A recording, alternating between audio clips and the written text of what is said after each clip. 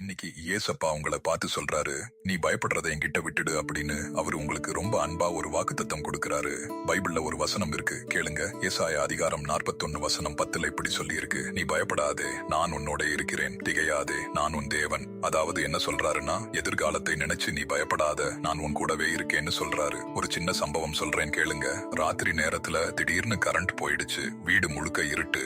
ஒரு சின்ன குழந்தை பயந்து போய் அழ ஆரம்பிச்சது. அப்போ அந்த குழந்தையோட அப்பா பக்கத்துல வந்து அந்த சின்ன கைய பிடிச்சுக்கிட்டு, பயப்படாத கண்ணு, நான் இங்கதான் இருக்கேன்னு சொன்னாரு. அவ்வளவுதான், இருட்டு மாறல, ஆனா அந்த குழந்தையோட பயம் உடனே போயிடுச்சு.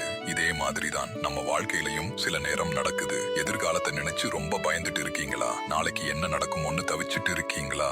உங்களுக்கும் அப்படி தோணி இருக்கும் இல்லையா? சூழ்நிலைகள் மாறிக்கிட்டே இருக்கலாம், மனுஷங்க உங்களை விட்டு போயிருக்கலாம். அது ஒரு கஷ்டம் இல்ல, அது ஒரு பெரிய வலி. ஆனா நினைச்சு பாருங்க, தேவன் உங்களை ஒருபோதும் விட்டு போக மாட்டார். அதனால பயத்தை விட்டுட்டு தேவனை மட்டும் உறுதியா பிடிச்சுக்கோங்க.